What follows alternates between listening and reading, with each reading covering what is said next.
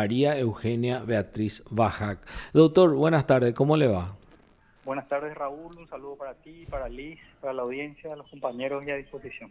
Sí, doctor, con respecto a esta comunicación que vino en la OEA, si nos puede explicar un poquito qué fue la petición de la ex senadora y qué es lo que ahora, cuál es el trámite ahora. ¿Cómo no? Nosotros habíamos planteado una petición ante la Comisión Interamericana de Derechos Humanos por la violación de los derechos humanos de la entonces senadora al tiempo del procedimiento de su pérdida de investidura. Recordarán que el proceso se planteó, se tramitó, se llamó a sesión y la sesión se realizó y se resolvió la pérdida de investidura en menos de 24 horas. Entonces, lo que nosotros alegamos fue la violación a un plazo razonable, la violación a el derecho de ofrecer pruebas, de controvertir los cargos que ya tenía en su contra en su momento. Del mismo modo, tampoco contó con abogados de su confianza y eso incluso fue mencionado y es una información de dominio público que está en los canales de la Cámara de Senadores. Y en definitiva, ante esta situación, primeramente recurrimos ante la Corte declaró inadmisible la petición 2-1.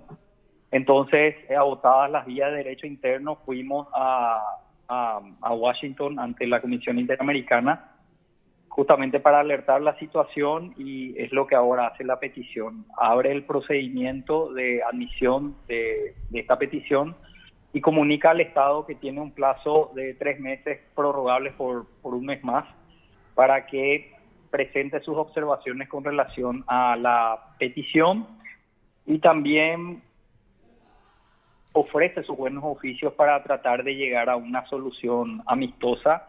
Caso contrario, el procedimiento sigue y la posibilidad de que la comisión, dejando su rol de amigable componedor, presente el caso ante la Corte Interamericana de Derechos Humanos.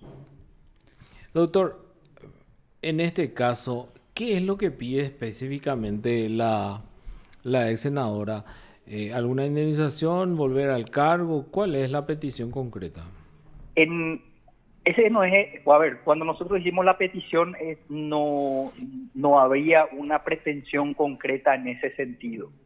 Lo que el sistema interamericano estila en estos casos es una garantía de no repetición y una compensación inmaterial que le llaman.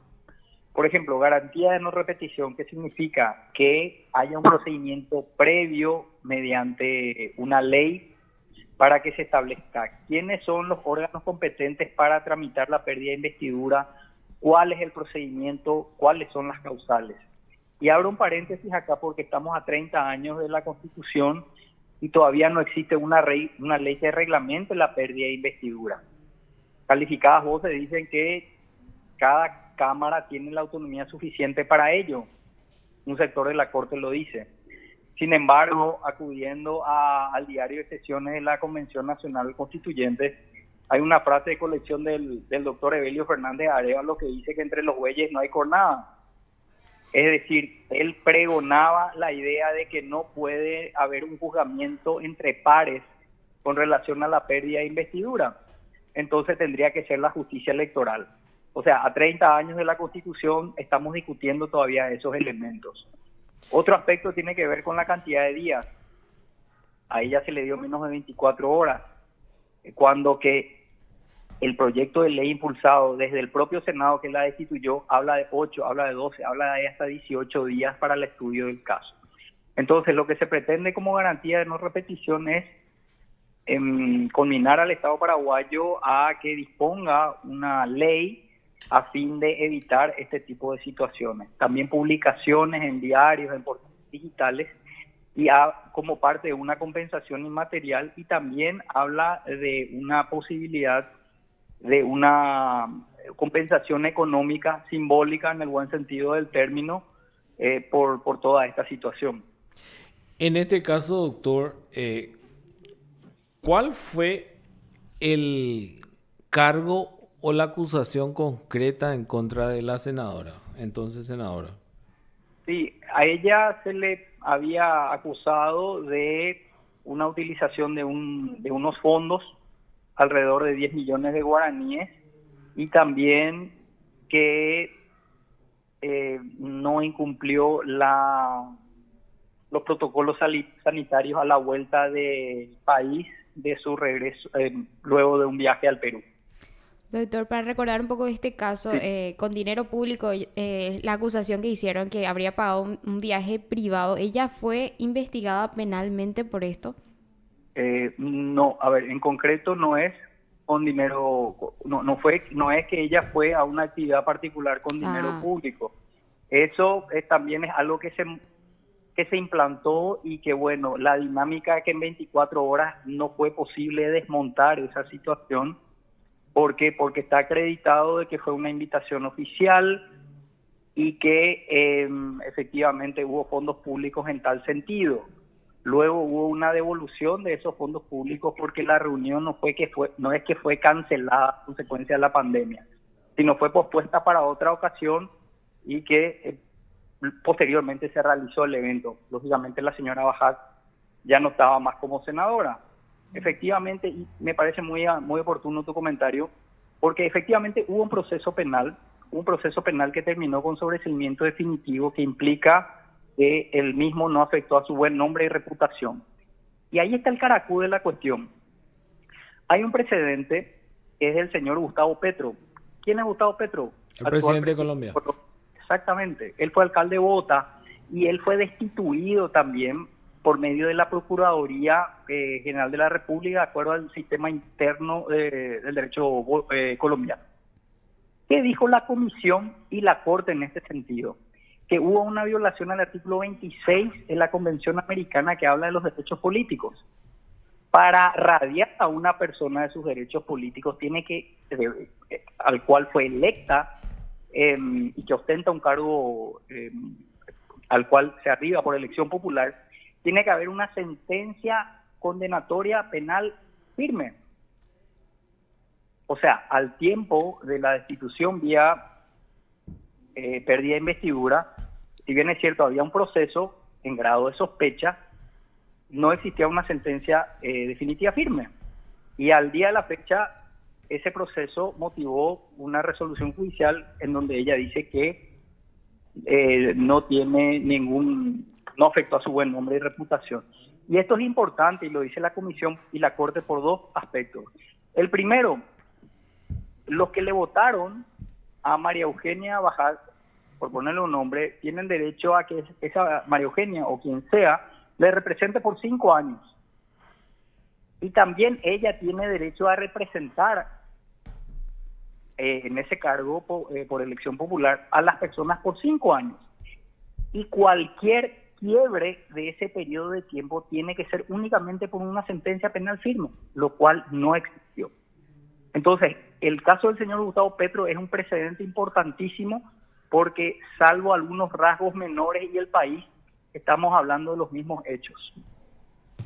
En este caso, entonces, lo que de repente querrían es una ley que regule esta pérdida de investidura.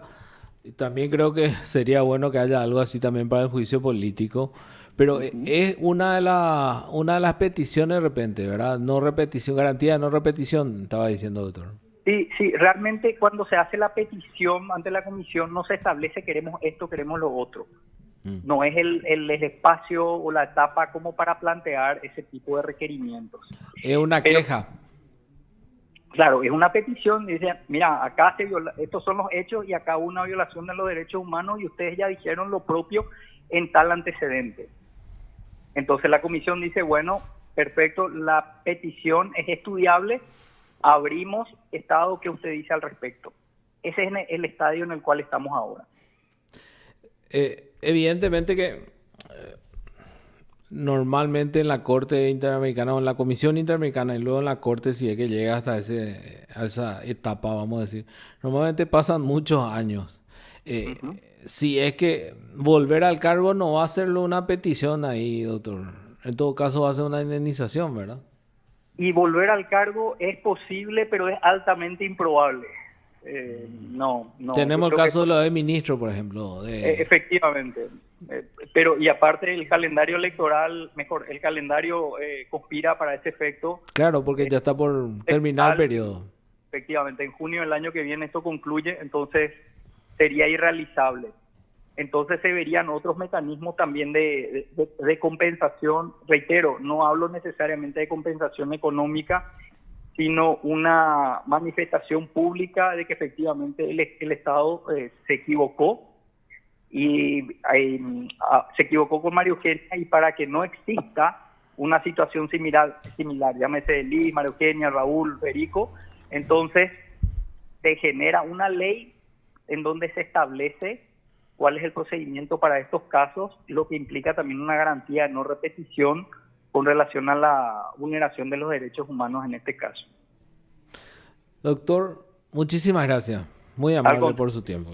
Por favor, Raúl, saludo, Liz. Gracias, doctor. Grata disposición de ustedes. Te informó PDS Radio TV Digital. El doctor Raúl Caballero, decíamos que era el abogado de la ex senadora María Eugenia Bajá, que entonces están en la primera etapa de, vamos a decir, de este proceso ante la Comisión de Derechos Humanos, Comisión Interamericana de Derechos Humanos. Para aclarar un poco a la audiencia, hay dos, o sea, el Pacto de San José tiene dos, vamos a decir, instituciones de cumplimiento. Una sería la Comisión Interamericana de Derechos Humanos, que está en Washington, donde vos planteás los casos, ¿verdad? Normalmente son de particulares contra el Estado, o también podría ser de Estado a Estado. Eso es lo que hace en la Comisión Interamericana.